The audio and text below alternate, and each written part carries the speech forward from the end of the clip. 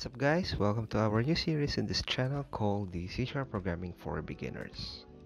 I will try to cover as much topics about the C# as possible to get you started. C# is one of the most used programming languages in the world right now, and you can build almost any application using it. We will cover first the basics of C# and I'll teach you how to download and install the Visual Studio and then write our first program on it.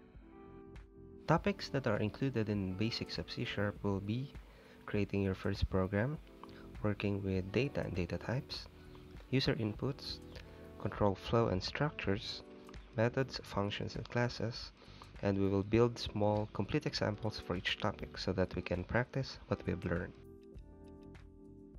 Okay, so let's go here and download first our IDE.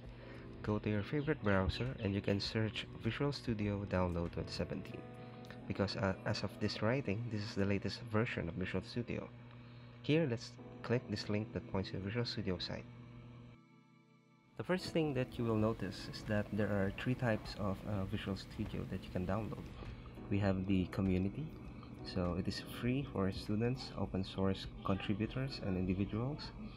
And we have professionals that caters for startup companies that consist of small teams of developers. And we have an enterprise for large corporations that might have multiple teams of developers working on different parts of the project. If you're a Mac user, you can click this button Mac OS. In my case, I'm a Windows user, so let's click Windows. So let's click the community version to download.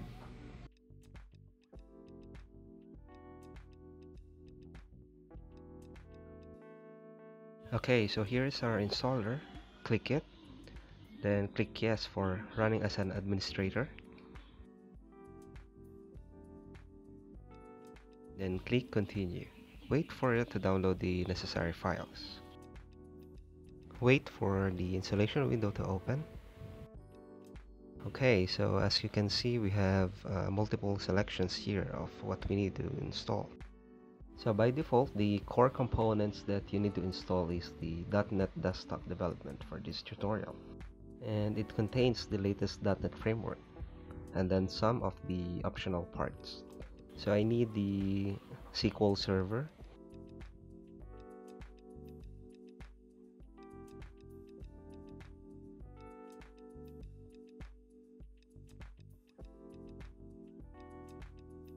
and this obfuscator,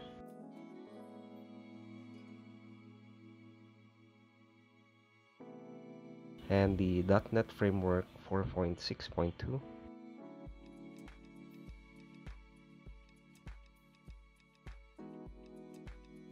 Next, I need the data storage and processing, and the ASP.NET and web development, because we need it later.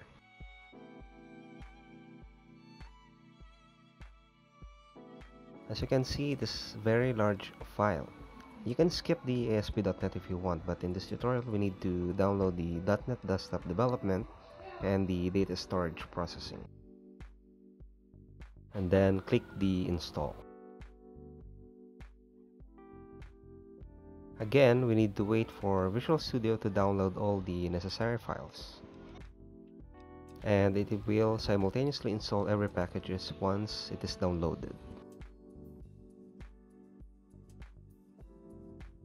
Okay, so we have downloaded and installed the Visual Studio.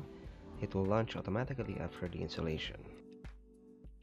If you have Microsoft account, normally it will prompt you to log in it. But since I have a previous version of Visual Studio, it will load my Microsoft account. Okay, so this is the Visual Studio start page. Let's change the Visual Studio theme by clicking the Tools Options Color Theme. I prefer the dark theme, so in this tutorial I will use the dark theme.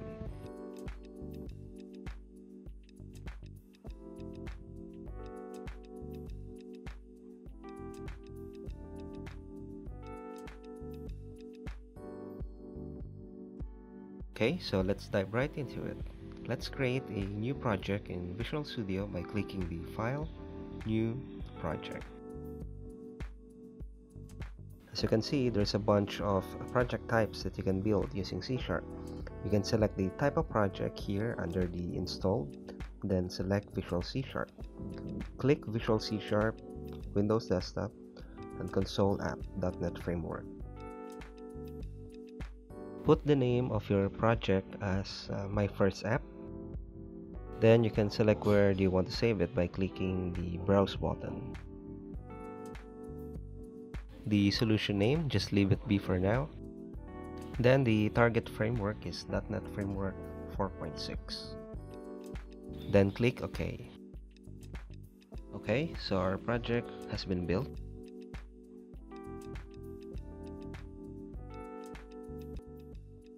The first thing that you will notice is that a file has been opened named program.cs.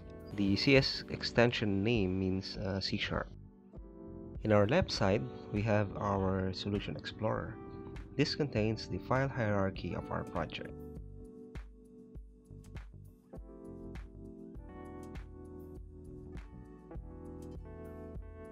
We can ignore this other stuff and focus on this file, program.cs.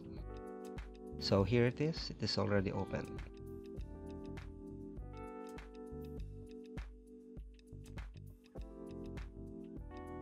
Here at the top, we have a bunch of text with a using keyword, and beside it, what we call the name of the library.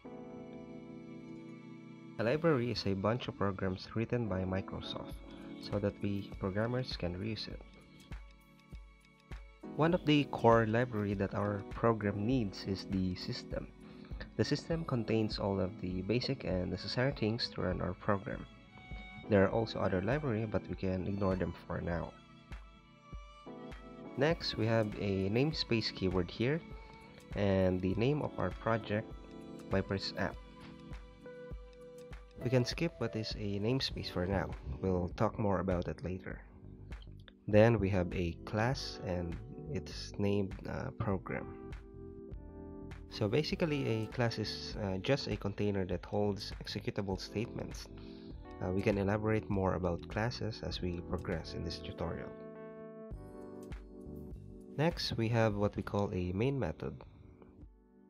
It is aptly named because when we run the program, the compiler, the program that runs the program, will find the main method and run it. The main method is the first part of our program that will be executed, and so anything that you put inside the main method will be executed first in order of their appearance.